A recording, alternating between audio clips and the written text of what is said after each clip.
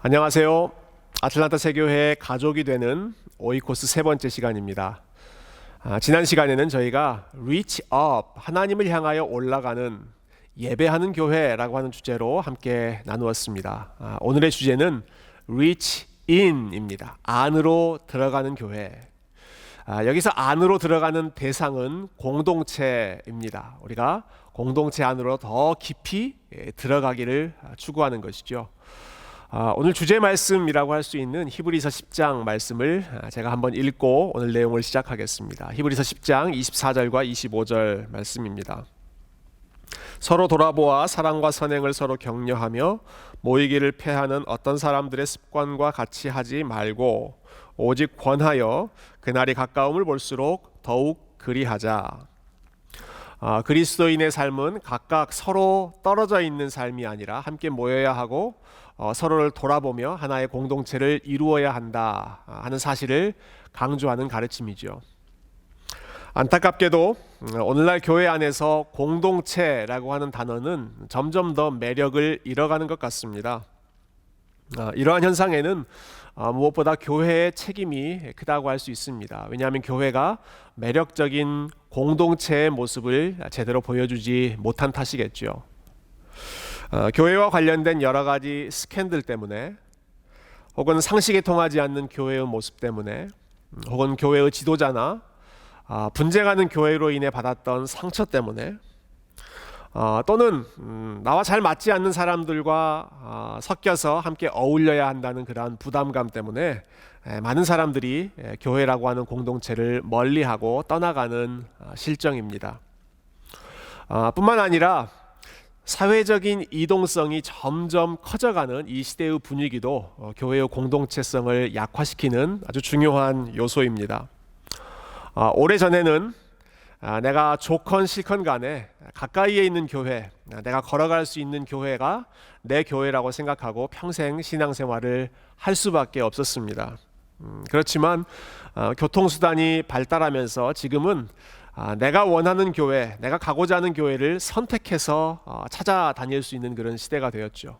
한 걸음 더 나아가서 요즘처럼 온라인 세상이 발달한 시대에는 가만히 집안에 앉아 있으면서도 전 세계 어떤 교회든지 간에 내가 찾아가서 설교도 들을 수 있고 온라인 예배에도 참여할 수 있는 그런 시대가 되었습니다.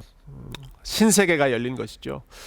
그래서 요즘에는 우스갯소리로 이러한 말도 종종 들립니다. 모든 성도들이 두 명의 목사와 신앙생활을 한다. 한 명은 본인이 직접 출석하는 교회, 그 교회의 담임 목사이고, 다른 한 명은 유튜브에서 본인이 설교를 즐겨 듣는 목사, 이렇게 두 명의 목사와 함께 신앙생활을 한다는 우스갯소리가 생겼을 정도입니다. 이렇게 사회적인 이동성이 커지게 된 것은 한편으로 보면 좋은 점이 있습니다. 우리 성도님들께서 본인의 신앙의 양심에 따라 본인의 신앙과 맞는 교회를 선택할 수 있는 자유가 증진되었다라고 하는 장점이 있죠. 그러나 다른 한편으로는 자기의 입맛에만 맞는 교회, 자기의 기호에만 맞는 교회를 찾아다니는 일종의 소비자들을 많이 양산할 수 있는 잘못이 있고요. 더 극단적으로는 굳이 내가 어떠한 공동체 안으로 소속되어서 사람들을 만나면서 신앙생활을 해야 하는가 하는 그러한 필요성, 공동체의 필요성 자체를 근본적으로 부인하게 되는 데까지 이를 수 있는 그러한 위험성이 있습니다. 그럼에도 불구하고 우리의 신앙생활은 공동체를 중심으로 이루어져야 합니다. 가장 큰 이유는 우리가 예배하고 섬기는 하나님께서 공동체적인 존재이시기 때문에 그렇습니다. 저와 여러분을 하나님의 형상으로 창조해 주셨는데요, 우리의 원형이 되는 하나님은 태초부터 그리고 영원토록 성부, 성자, 성령 삼위 하나님께서 하나의 공동체를 이루는 공동체적인 존재이십니다.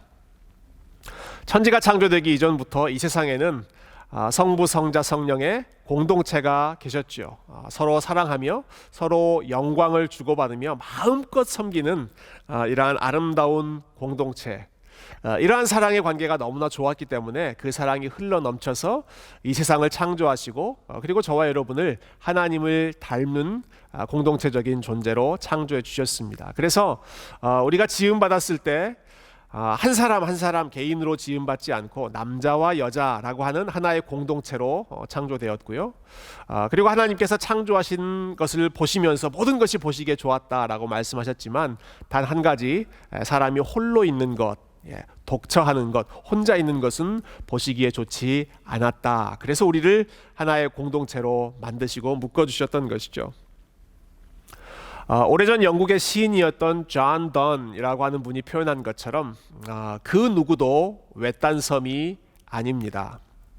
우리는 따로따로 떨어져 있는 섬으로 지음받은 것이 아니라 하나로 연결되어 있는 큰 땅, 큰 육지, 큰 대륙으로 지음받아 있기 때문에 우리가 함께 모여 있을 때 그리고 서로 깊은 관계를 맺어갈 때 그때 비로소 우리 하나님의 형상으로서의 지음받은 목적을 충실하게 감당할 수 있는 것이죠. 뿐만 아니라 저와 여러분에게 공동체가 필요한 또 한 가지 중요한 이유는 우리의 연약함 때문에 그렇습니다. 저희 세교회가 중요하게 생각하고 있는 개혁주의 신학은 크게 두 가지의 중심축으로 이루어져 있다 이렇게 말씀할 수 있을 것 같은데요. 한 축, 하나님에 관해서는 하나님의 전적인 주권과 하나님의 절대적인 은혜를 저희는 강조합니다. 그러나 다른 반대편의 한 축에서는 인간의 전적인 부패라고 하는 교리를 개혁주의 신학은 중요하게 생각합니다. 비록 저와 여러분이 하나님의 형상으로 존귀하게 지음받았지만 죄의 영향력이 너무나도 강력하고 크기 때문에 여전히 우리가 죄의 지배 아래, 죄의 영향력 아래 흔들리고 있는 것이죠. 죄로 인해 우리의 모든 부분이 철저하게 부패해져 있고 망가져 있기 때문에 우리를 회복할 수 있는 것은 오직 하나님의 전적인 주권과 은혜밖에 없습니다. 그런데 이 인간의 전적 부패라고 하는 교리는 단순히 나와 하나님 사이의 개인적인 관계에만 영향을 끼치는 것이 아니라 우리가 맺어야 할 공동체적인 의미도 아주 중요하게 담고 있습니다. 우리가 여전히 죄의 영향력, 죄의 유혹을 받는 삶을 살고 있기 때문에 그리고 죄가 우리를 계속해서 넘어뜨리려고 하기 때문에 저와 여러분은 혼자서가 아니라 함께 모여서 서로를 도와주고 서로를 붙잡아주며 신앙생활을 해야 하는 것이죠. 그리고 이 일을 위해서 저와 여러분의 연약함을 도와주시기 위해서 하나님께서 허락하신 선물이 바로 교회입니다. 오래전에 종교개혁가였던 존 칼빈 목사님은 교회가 하나님의 선물이다 라고 하는 사실을 다음과 같이 멋있게 표현했습니다. 그 부분을 제가 읽어보겠습니다. 지금까지 설명한 대로 그리스도께서 우리의 것이 되시며 우리가 그분의 구원과 영원한 복에 참여하게 되는 것은 오직 믿음으로만 가능하다. 하지만 우리가 무지하고 게으르며 변덕스러워 우리에게는 믿음을 낳고 키워가며 그 목표에 이르도록 도와줄 외부의 도움이 필요하다. 하나님께서는 이러한 도움의 수단들을 더해 주셔서 우리의 연약함을 보살피신다. 하나님께서는 그의 자녀들을 교회의 품속으로 모으셔서 교회의 도움과 사역을 통하여 그들을 자라게 하실 뿐 아니라 그들이 장성하여 마침내 믿음의 목표에 도달하기까지 어머니와 같은 보살핌을 계속하신다. 하나님께서 아버지가 되시는 자들에게는 교회가 또한 그의 어머니가 되도록 하셨다. 제가 방금 인용한 이 글은 칼빈 목사님께서 기독교 신앙을 정리해서 요약했던 기독교 강요라고 하는 책의 제4권에 나오는 부분입니다. 기독교 강요는 총 4권으로 구성되어 있는데요. 그 중에 교회를 다루는 부분이 제4권에 있습니다. 그런데 다른 어떤 책보다도 교회에 관한 이 제4권이 가장 내용이 많습니다. 칼빈 목사님을 비롯해서 많은 종교개혁가들에게 이 교회라고 하는 주제가 가장 중요한 주제였다라고 하는 것을 아주 단적으로 보여주는 증거가 되겠죠. 저는 특히 이 인용문에서 교회의 역할을 어머니에 비유하고 있는 부분이 참 마음에 듭니다. 여러분 집에서 어머니가 사랑하는 자녀들을 위해서 정성껏 마음으로 사랑하는 마음으로 준비해 주시는 밥과 양식이 우리 자녀들에게 가장 건강한 양식입니다. 가끔은 집에서 먹는 밥보다 바깥에서 사 먹는 것들이 더 화려해 보이고 더 맛있어 보이는 그렇게 느껴지는 때도 있죠. 그렇지만 우리 몸에 좋은 것은 어머니가 해주시는 집밥, 집밥이 가장 몸에 좋습니다. 저는 말씀 역시 마찬가지라고 생각합니다. 요즘에는 인터넷이나 유튜브나 엄청난 설교의 바닷속에서 저와 여러분이 살고 있습니다. 저와 여러분의 눈과 귀를 솔깃하게 만드는 아주 감동적인 설교나 또 감동적인 강의, 간증 이런 것들이 넘쳐나는 그러한 시대에 살고 있죠.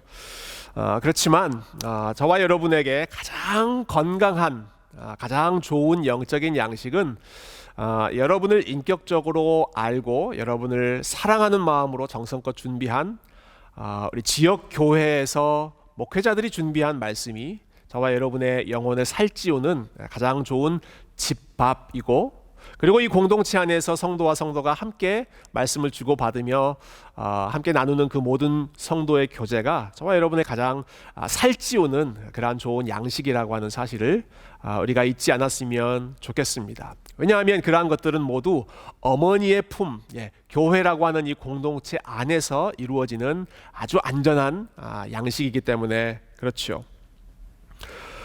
조금 전에 제가 언급했던 존 칼빈 목사님은 우리 세교회가 속해 있는 장로교회라고 하는 이 제도의 기틀을 마련해 주신 그러한 분이기도 합니다.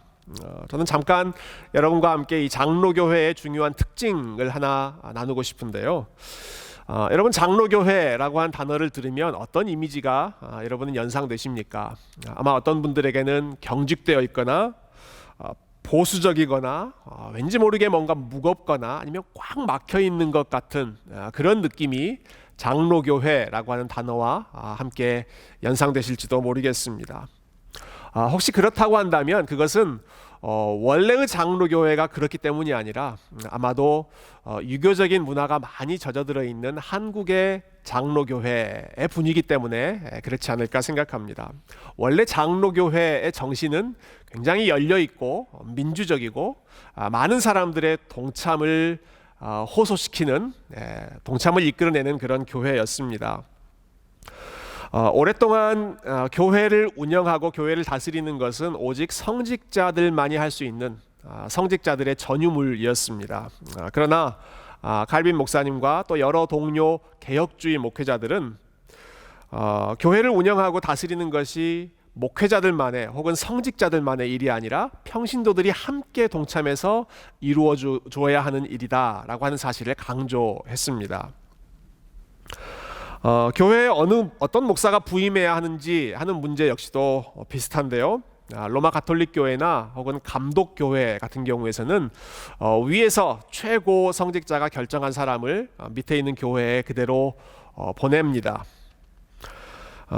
일방적으로 지역 교회에 보내는 것이 감독 제도의 특징이죠. 그러나 그 지역 교회에서 원하는 목회자들을 심사하고 인터뷰하고 설교를 들어보고 함께 고민하는 가운데, 그리고 민주적인 제도를 통해서 투표하는 가운데 그 지역 교회의 목회자를 청빙하고 결정하는 이 일 역시도 교회 역사 가운데 장로교회에서 가장 먼저 시작된 일이었습니다. 이처럼 온 교회의 참여를 독려하고 그 위에 서 있었던 것이 바로 장로교회의 특징이었던 것이죠. 그렇게 된 데에는 중요한 신학적인 원리가 두 가지 있습니다. 이렇게 장로교회 안에서 평신도들이 교회 운영의 주체가 된 데 있어서는 첫 번째는 그리스도를 믿는 모든 그리스도인은 성직자이건 평신도이건 할 것 없이, 목사이건 목사가 아닌 사람이건 할 것 없이 모두가 다 영적인 제사장이다 라고 하는 만인 제사장 교리 때문입니다. 다시 한번 반복하죠. 그리스도를 믿고 그리스도와 연합한 모든 성도들은 모두가 다 영적인 제사장으로서 하나님 앞에 개인적으로 마음껏 교제할 수 있을 뿐만 아니라 교회를 세워가는 일에도 제사장으로서의 지혜와 그러한 마음을 함께 모아갈 수 있는 것이죠. 뿐만 아니라 장로교회는 조금 전에 말씀드린 것처럼 인간의 전적 부패라고 하는 교리를 아주 중요하게 생각했습니다. 이런 말이 있죠.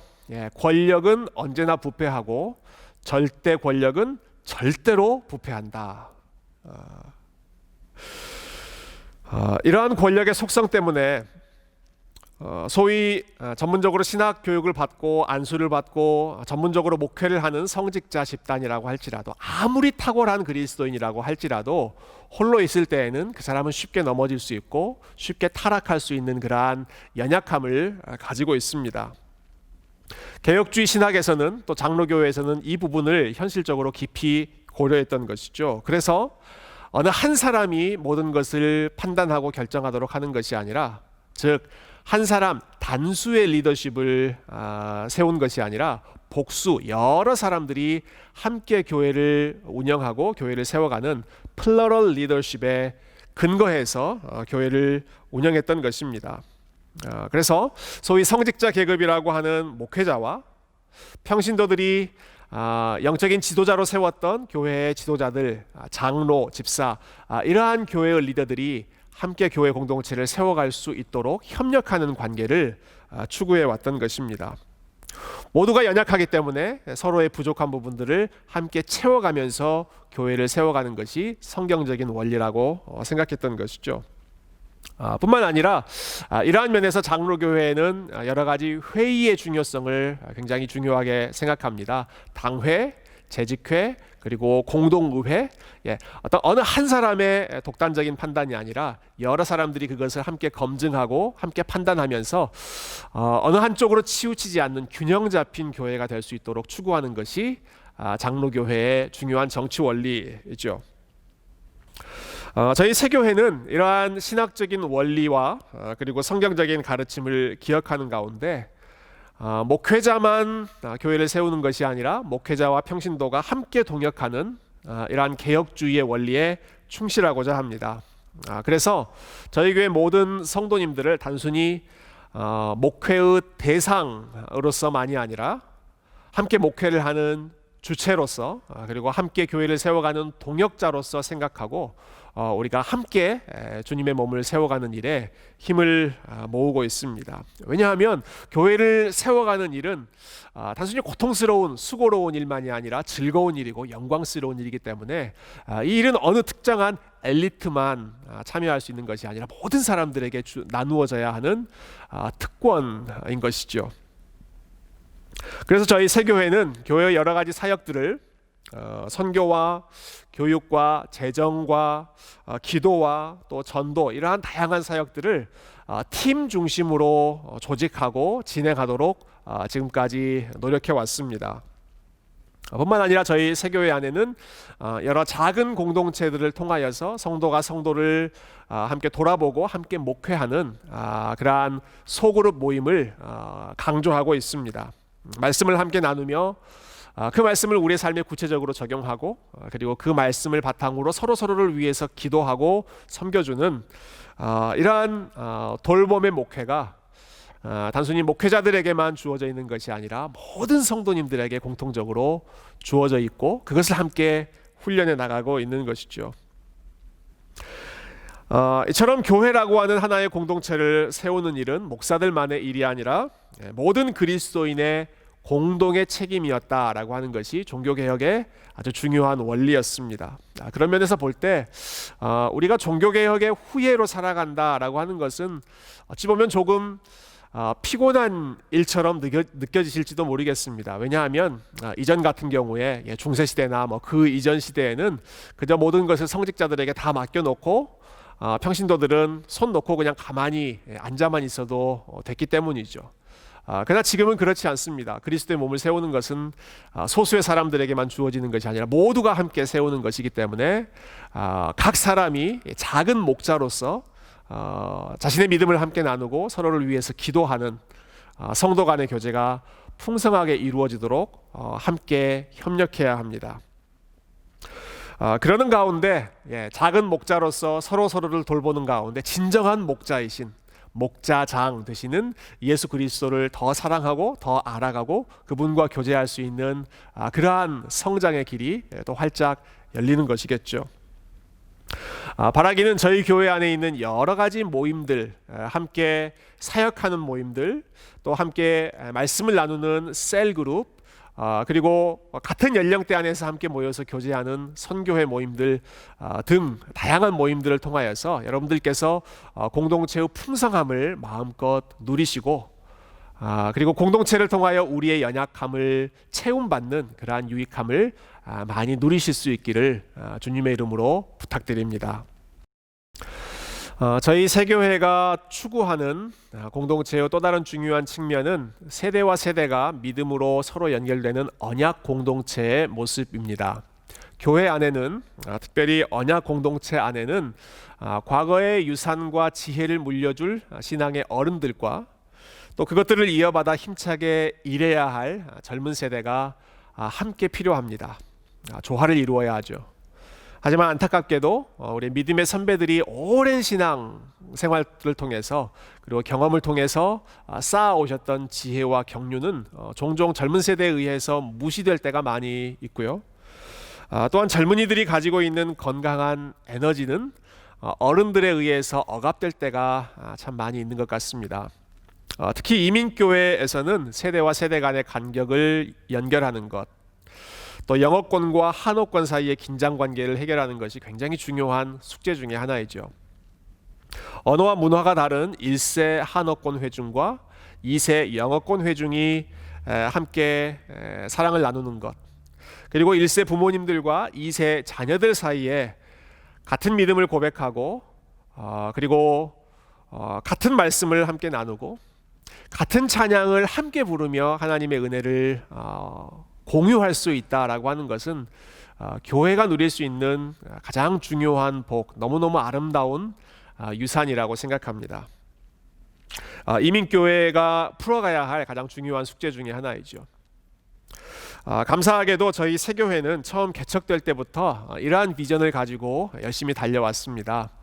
전임 목사님이셨던 심수영 목사님께서는 중학교 때 미국으로 이민 오셨던 1.5세 세대로서 1.5세의 목회자로서 가지고 있는 1세와 2세를 함께 연결하는 교회에 대한 비전을 가지고 수십 년 동안 노력해 오셨습니다. 저 역시 지난 15년간 여러 이민교회들을 경험하면서 이민교회들이 가지고 있는 세대와 세대 간의 그러한 숙제들을 깊이 보며 또 그러한 필요성을 느끼며 여기까지 왔습니다. 감사하게도 저희 새교회는 지금도 좋은 교회이지만 저는 앞으로 5년 후 그리고 10년 후가 더 좋은 교회, 더 기대되는 교회라고 생각합니다. 왜냐하면 그 일을 위해서 우리 부모님 세대 또 한어권 세대가 함께 마음을 모으고 함께 기도해주고 젊은 세대들을 키우기 위해서 함께 땀과 눈물을 쏟아주셨기 때문이죠. 지금 제가 이 강의를 녹화하고 있는 이 공간이 바로 그러한 아름다운 협력의 관계를 잘 보여주는 증거 중에 하나입니다. 이곳은 저희 교회 영어권 회중이 함께 모여서 예배드리는 커버넌트 채플입니다.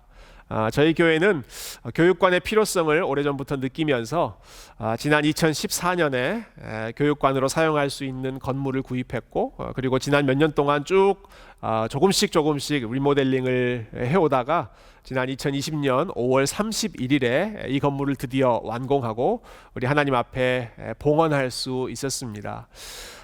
이 건물 전체를 저희는 커버넌트 센터라고 이름 붙였는데요. 이 센터 안에는 지금 제가 서 있는 영어권 예배실인 커버넌트 채플과 바로 옆에 있는 우리 청소년부 학생들이 예배드리는 유스 채플, 그리고 체육관, 그리고 카페 등의 시설이 있어서 우리의 젊은 세대들이 마음껏 교제하며 또 하나님의 말씀을 배우며 성장할 수 있는 그런 좋은 장이 될 것입니다.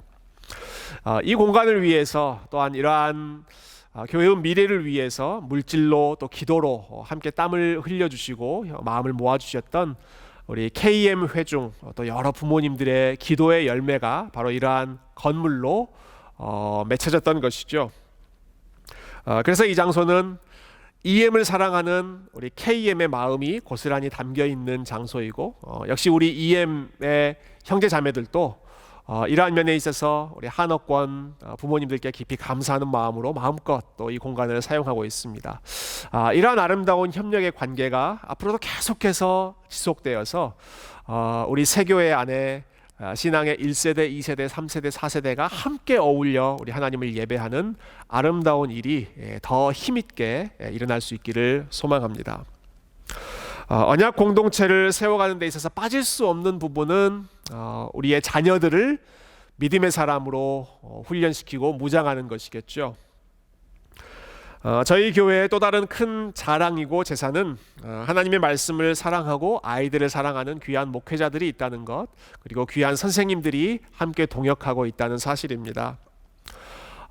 우리 아이들이 말을 배우는 첫 단계부터 가장 먼저 하나님의 말씀을 가까이 하고, 그리고 신앙의 홀로서기를 할 수 있는 장년, 성인이 될 때까지 주일학교, 중고등부를 거치는 가운데 하나님의 말씀을 전문적으로 배우고, 그리고 기독교의 기본적인 교리들을 습득함으로써 저들이 세상 가운데 나갔을 때 세상의 여러 가지 목소리와 분위기들을 성경적인 세계관으로 분별하고 또 판단할 수 있는 그러한 장성한 성인이 될 수 있도록 저희 새교회는 열심히 아이들을 말씀으로 가르치고 교육하고 있습니다.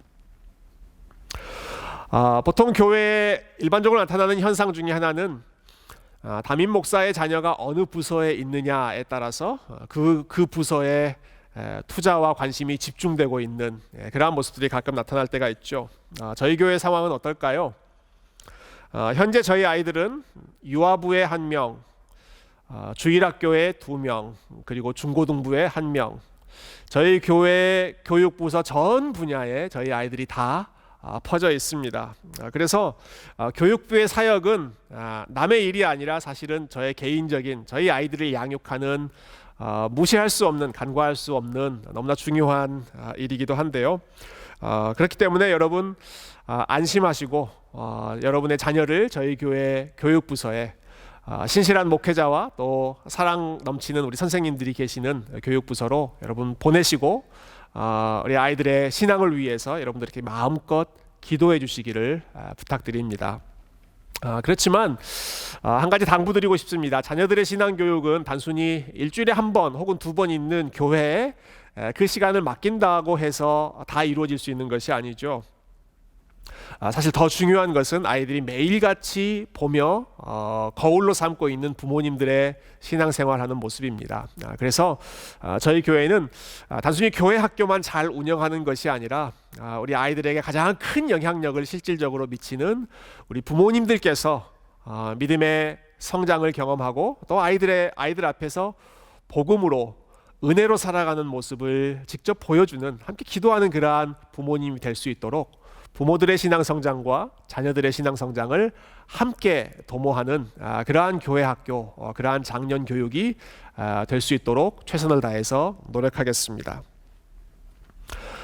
지금까지 저는 저희 교회에 허락하신 공동체로서의 사명을 간략하게 여러분들과 함께 나누었습니다. 우리는 태초부터 영원토록 공동체로 존재하시는 하나님, 삼위일체 하나님의 형상을 따라 지음받았기 때문에 반드시 공동체 안에서 하나님을 예배해야 합니다. 뿐만 아니라 저와 여러분은 혼자의 힘으로는 넘어질 수밖에 없는 연약한 죄인이기 때문에 역시 공동체의 도움을 입으며 믿음의 여정을 계속 걸어가야 합니다. 공동체는 저와 여러분의 연약함을 돕기 위해 주신 선물이고, 또한 공동체는 저와 여러분이 점점 더 거룩하게 성화될 수 있도록, 믿음의 성장을 이룰 수 있도록 도와주는 성화의 도구이기도 합니다. 오랫동안 개신교 신학에서는 성화의 문제, 즉 우리의 믿음이 성장하고 그리스도를 닮아가고 거룩함에 있어서 자라가는 이러한 성화의 문제를 개인적인 차원에서만 강조해 왔던 그러한 경향이 있었습니다. 개인적으로 하나님 말씀을 열심히 읽고 묵상하고, 혹은 개인적으로 골방에서 열심히 몇 시간씩 하나님 앞에 기도하면 그러한 훈련들을 통해서 우리가 저절로 그리스도의 모습을 닮아갈 수 있다, 이렇게 가르쳤던 것이죠. 물론 그러한 개인적인 노력이 중요합니다만은 그와 함께 빠질 수 없는 부분이 공동체의 필요성입니다. 공동체가 우리의 성화를 위해서 아주 중요한 역할을 하는 것이죠.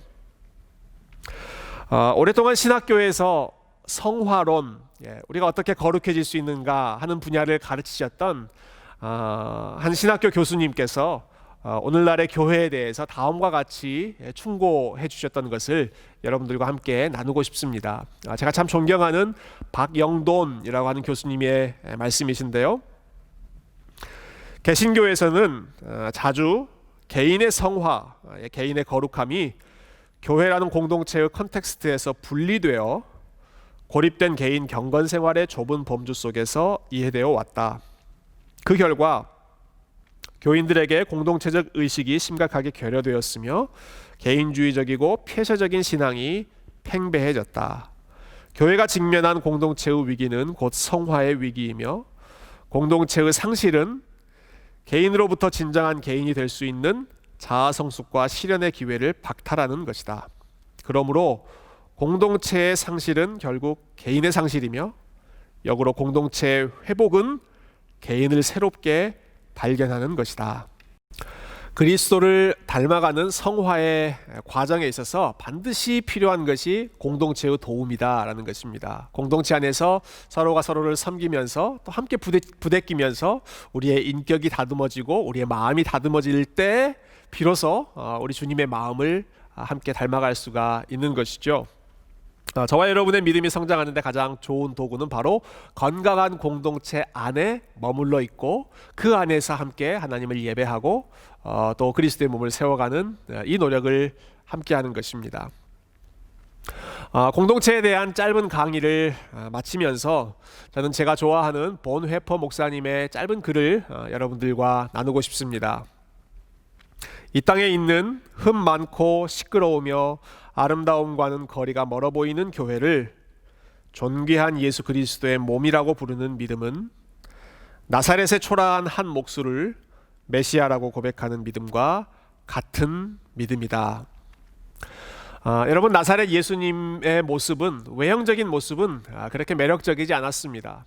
선지자 이사야가 오래전에 예언한 것처럼 그분의 모습은 고운 모양도 없고 풍채도 없고 흠모할 만한 아름다운 것이 없었다라고 예언하죠. 그러나 인간적으로 볼 때 가장 연약하고 볼품없는 나사렛 시골의 목수이셨던 그분께서 저와 여러분의 구원자이셨고 그리고 가장 영광스러운 메시아이셨던 것을 저희는 믿음으로 고백합니다. 마찬가지입니다. 이 땅에 있는 교회의 모습을 보면 흠이 많은 모습도 있고 교회마다 시끄러운 모습도 있고 그리고 교회마다 부족한 모습도 많이 있을 것입니다. 그래서 사실 교회를 사랑하고 그리고 교회에 대한 희망을 놓지 않는 것은 우리에게 믿음이 필요한 부분입니다. 교회가 완벽해서, 교회가 너무 아름다워서 교회를 사랑하는 것이 아니라 비록 연약함과 부족함과 흠 있는 그러한 교회라고 할지라도 내가 나의 교회를 이 땅에 세우겠다라고 하셨던 예수님의 말씀과 그리고 이것이 나의 몸이다 라고 선언하셨던 예수님의 말씀을 저희가 믿기 때문에 그 주님을 믿는 마음으로 이 땅에 있는 교회가 그리스도의 몸이라는 사실을 믿고 사랑하며 함께 섬겨 나가는 것이죠. 저와 여러분의 신앙생활이 교회의 머리 되신 예수님을 사랑하는 마음으로 또한 그분의 몸인 교회를 함께 사랑하며 그분의 몸인 이 교회를 함께 세워가는 아름다운 믿음의 여정이 될 수 있기를 주님의 이름으로 축복드립니다. 감사합니다.